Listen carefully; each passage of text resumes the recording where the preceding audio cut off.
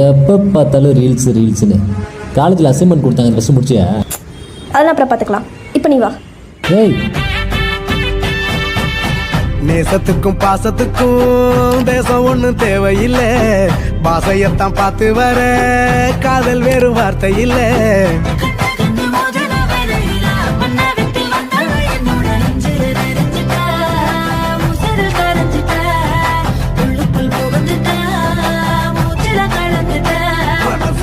உனக்கு பறக்கறியாதே.